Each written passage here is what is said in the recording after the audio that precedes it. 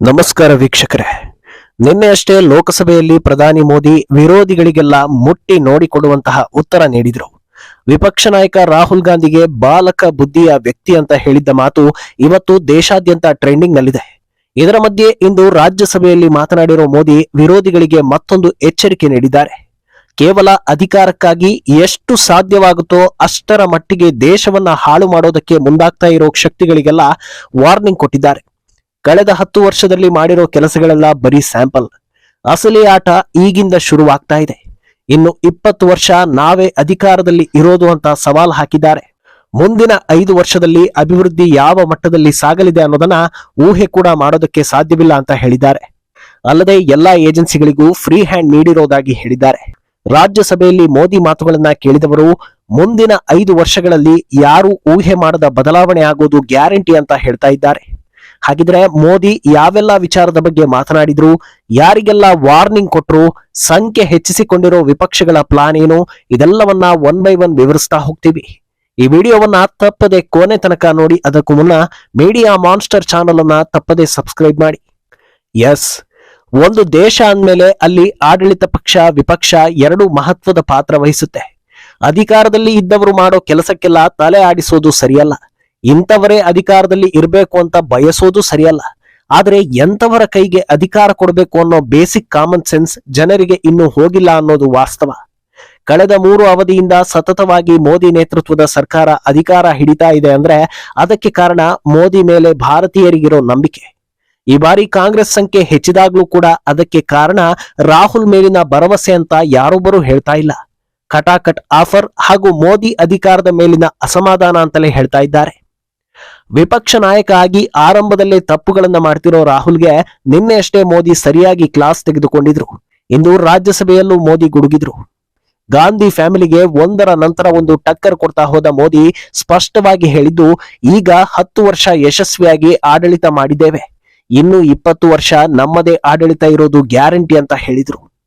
ಅಲ್ಲದೆ ಸಂಖ್ಯಾಬಲ ಹೆಚ್ಚಾಗಿರೋದ್ರಿಂದ ಹಾರಾಡ್ತಾ ಇರೋ ಕಾಂಗ್ರೆಸ್ಗೆ ರಾಜ್ಯಸಭೆಯಲ್ಲಿ ಕೈ ವರಿಷ್ಠರ ಎದುರೇ ಕ್ಲಾಸ್ ತೆಗೆದುಕೊಂಡ್ರು. ಕಾಂಗ್ರೆಸ್ ಈ ಬಾರಿ ಯಾವ ಕಾರಣಕ್ಕೆ ಖುಷಿಯಾಗಿದೆ ಅನ್ನೋದು ನನಗೆ ಅರ್ಥವಾಗ್ತಾ ಇಲ್ಲ. ಸತತವಾಗಿ 3ನೇ ಬಾರಿ ಸೋತಿದ್ದಕ್ಕ, ಮತ್ತೊಮ್ಮೆ ತಮ್ಮ ಪ್ರಯೋಗ ಫೇಲ್ ಆಯ್ತು ಅನ್ನೋ ಕಾರಣಕ್ಕ, ಅಥವಾ ನರ್ವಸ್ 90ಯಲ್ಲಿ ಸಿಲುಕಿರೋದಕ್ಕ ಅಂತ ಟಾಂಗ್ ಕೊಟ್ರು. ಗಾಂಧಿ ಕುಟುಂಬದ ಎಲ್ಲಾ ಸೋಲುಗಳ ಮಧ್ಯೆಯೂ ಪಕ್ಷದ ಪರವಾಗಿ ಗಟ್ಟಿಯಾಗಿ ನಿಂತಿರೋ ಖರ್ಗೆಯನ್ನ ಹೊಗಳಿದ್ರು. ಇದೇ ವೇಳೆ ಕಾಂಗ್ರೆಸ್ ವರಿಷ್ಠೆ ಸೋನಿಯಾ ಗಾಂಧಿ ವಿರುದ್ಧವೂ ಕ್ಲಾಸ್ ತೆಗೆದುಕೊಂಡ್ರು ನರೇಂದ್ರ ಮೋದಿ. ಈ ಜನರು ಆಟೋ ಪೈಲಟ್ ಮತ್ತು ರಿಮೋಟ್ ಪೈಲಟ್ ಮೂಲಕ ಸರ್ಕಾರ ನಡೆಸ್ತಾ ಇದ್ದವರು.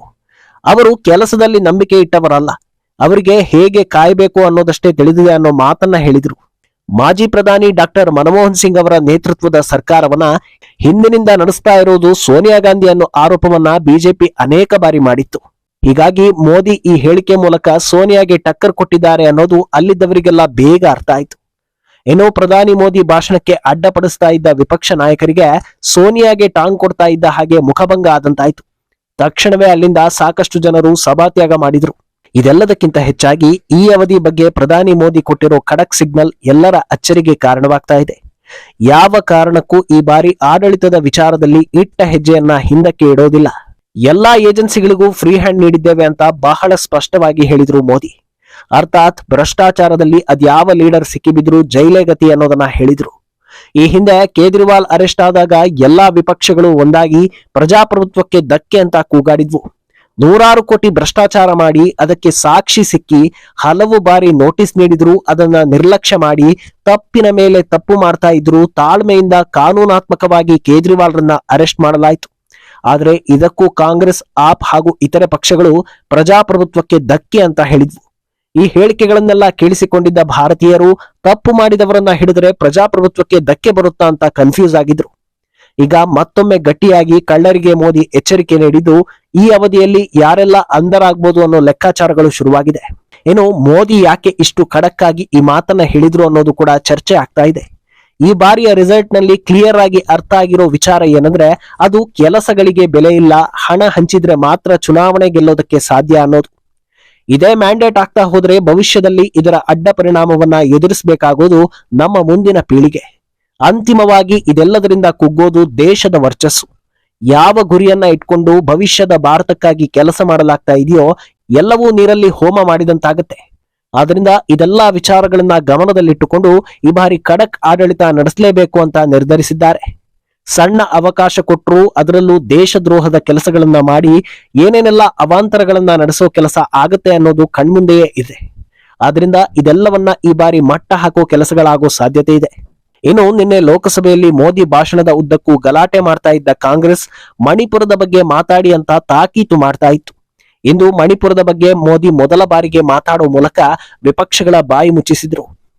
ಹಿಂಸಾಚಾರದಿಂದ ಸುದ್ದಿಯಾಗಿದ್ದ ಮಣಿಪುರ ಈಗ ಸಹಜ ಸ್ಥಿತಿಗೆ ಮರಳುತ್ತಾ ಇದೆ ಅನ್ನೋ ಮಾತನ್ನ ಹೇಳಿದ್ರು. ಬಹುತೇಕ ಪ್ರದೇಶಗಳಲ್ಲಿ ಶಾಲೆಗಳು ಪುನರಾರಂಭವಾಗಿವೆ. ಅಲ್ಲಿ ಶಾಂತಿ ಸ್ಥಾಪನೆಗೆ ಯಾವ ಕೆಲಸ ಮಾಡಬೇಕೋ ಎಲ್ಲಾ ಕೆಲಸಗಳನ್ನ ಕೇಂದ್ರ ಸರ್ಕಾರ ಮಾಡ್ತಾ ಇದೆ ಅನ್ನೋ ಮಾತನ್ನ ಹೇಳಿದ್ರು. ಅಲ್ಲಿ ಗಲಭೆ ಶುರುವಾದಾಗಿನಿಂದ ಇಂದಿನವರೆಗೆ ಸುಮಾರು 500ಕ್ಕೂ ಹೆಚ್ಚು ಗಲಭೆಕೋರರನ್ನ ಬಂಧಿಸಲಾಗಿದೆ ಹಾಗೂ ಸುಮಾರು 11,000 ಎಫ್ಐಆರ್ ಗಳನ್ನ ದಾಖಲಿಸಲಾಗಿದೆ. ಸದ್ಯ ಅಲ್ಲಿ ವಿಪರೀತ ಮಳೆಯಿಂದಾಗಿ ಪ್ರವಾಹ ಪರಿಸ್ಥಿತಿ ಎದುರಾಗಿದ್ದು ಎನ್ಡಿಆರ್ಎಫ್ ಹಾಗೂ ಎಸ್ಡಿಆರ್ಎಫ್ ಪರಿಸ್ಥಿತಿಯನ್ನ ನಿಯಂತ್ರಿಸ್ತಾ ಇವೆ ಅನ್ನೋ ಮಾಹಿತಿಯನ್ನ ನೀಡಿದ್ರು. ಇನ್ನು ರಾಜ್ಯಸಭಾ ಕಲಾಪದ ಬಳಿಕ ಸಾಕಷ್ಟು ವಿಚಾರಗಳು ಚರ್ಚೆ ಆಗ್ತಾ ಇವೆ. ಅದೇನಂದ್ರೆ ಇಲ್ಲೂ ಕೂಡ ಕಾಂಗ್ರೆಸ್ ಹಾಗೂ ವಿಪಕ್ಷಗಳು ಮೋದಿ ಭಾಷಣದ ವೇಳೆ ಕೂಗಾಡೋದು ಕಿರುಚಾಡೋದನ್ನ ಮಾಡ್ತಾ ಇದ್ರು ಅನ್ನೋದು. ನಿನ್ನೆ ಇದೇ ರೀತಿ ಮಾಡಿದ್ದಕ್ಕೆ ತಿಳುವಳಿಕೆ ಇರೋ ಭಾರತೀಯರೆಲ್ಲ ಉಗಿದಿದ್ರು. ಇಂದು ಕೂಡ ಅದೇ ಕೆಲಸ ಮಾಡ್ತಾ ಇರೋದನ್ನ ನೋಡಿ ಬೇರೆಯದೇ ರೀತಿಯ ಚರ್ಚೆಗಳು ಶುರುವಾಗಿದೆ. ಅದೇನಂದ್ರೆ ಮೊದಲು ಸಾಲು ಸಾಲು ಪ್ರಶ್ನೆಗಳನ್ನ ಕೇಳಿ ಆಕ್ರೋಶ ಹೊರಹಾಕಿ ನೀವು ಉತ್ತರ ಕೊಡ್ಲೇಬೇಕು ಅಂತ ಸವಾಲ್ ಹಾಕಿ ಸುದ್ದಿ ಆಗೋದು. ಅದಕ್ಕೆ ಆಡಳಿತ ಪಕ್ಷದವರು ಉತ್ತರ ನೀಡೋ ಹೊತ್ತಲ್ಲಿ ಎಲ್ಲರೂ ಕಿರುಚಾಡಿ ಏನು ಮಾತಾಡ್ತಾ ಇದ್ದಾರೆ ಅನ್ನೋದು ಜನರಿಗೆ ತಿಳಿಯದಂತೆ ಮಾಡೋದು. ಇದೇ ಪ್ಲಾನ್ ಮಾಡಿಕೊಳ್ಳಲಾಗಿದೆ ಅಂತ ಚರ್ಚೆಗಳು ಶುರುವಾಗಿದೆ. ಒಂದು ವೇಳೆ ವಿಪಕ್ಷ ನಾಯಕರು ಮಾತಾಡುವಾಗ ಆಡಳಿತದಲ್ಲಿ ಇರುವವರು ಕೂಗಾಡಿದ್ರೆ ಪ್ರಜಾಪ್ರಭುತ್ವಕ್ಕೆ ಧಕ್ಕೆ ಬಂದಿದೆ, ವಾಕ್ ಸ್ವಾತಂತ್ರ್ಯಕ್ಕೆ ತೊಂದರೆ ಆಗಿದೆ, ಮೋದಿಯದ್ದು ಸರ್ವಾಧಿಕಾರ ಅಂತ ಗುಲ್ಲೆಬ್ಬಿಸೋದಕ್ಕೆ ಪ್ಲಾನ್ ಮಾಡಲಾಗಿದೆ ಅನ್ನೋ ಚರ್ಚೆಗಳು ಕೂಡ ನಡೀತಾ ಇವೆ. ಈ ರೀತಿ ಮಾಡಿದ್ರೆ ತಿಳುವಳಿಕೆ ಇರುವವರು ಬೈಬೋದು, ಸೋಷಿಯಲ್ ಮೀಡಿಯಾದಲ್ಲಿ ಆಕ್ರೋಶವನ್ನ ಹೊರಹಾಕ್ಬೋದು. ಆದ್ರೆ ನಮಗೆ ಬೇಕಾಗಿರೋದು ನಮ್ಮ ಮಾತನ್ನ ನಂಬುವವರು. ಯಾಕಂದ್ರೆ ಕೊನೆಗೆ ಮನೆಯಿಂದ ಎದ್ದು ಬಂದು ವೋಟ್ ಹಾಕಿ ಬೆಂಬಲ ನೀಡೋದು ಅವರೇ. ತಿಳುವಳಿಕೆ ಇರುವವರು ಮನೆಯಲ್ಲೇ ಇರ್ತಾರೆ, ವೋಟ್ಗೆಲ್ಲ ಬರೋದಿಲ್ಲ ಅನ್ನೋ ಗ್ಯಾರಂಟಿ ಇರೋದ್ರಿಂದ ಈ ರೀತಿ ಮಾಡ್ತಿದ್ದಾರೆ ಅನ್ನೋ ಆರೋಪಗಳು ಕೂಡ ಕೇಳಿ ಬರ್ತಾ ಇದೆ. ಇನ್ನು ವಿಪಕ್ಷ ನಾಯಕನ ಸ್ಥಾನದಲ್ಲಿರೋ ರಾಹುಲ್ ಗಾಂಧಿ ಉಳಿದ ಸದಸ್ಯರಿಗೆ ಮಾತಾಡೋ ಸಮಯದಲ್ಲಿ ಸುಮ್ಮನಿರೋದಕ್ಕೆ ಹೇಳ್ಬೋದಿತ್ತು. ಹಾಗಂದ ಮಾತ್ರಕ್ಕೆ ಆಡಳಿತ ಪಕ್ಷದ ವಿರುದ್ಧ ದನಿ ಏರಿಸೋದೇ ತಪ್ಪು ಅಂತೇನಲ್ಲ.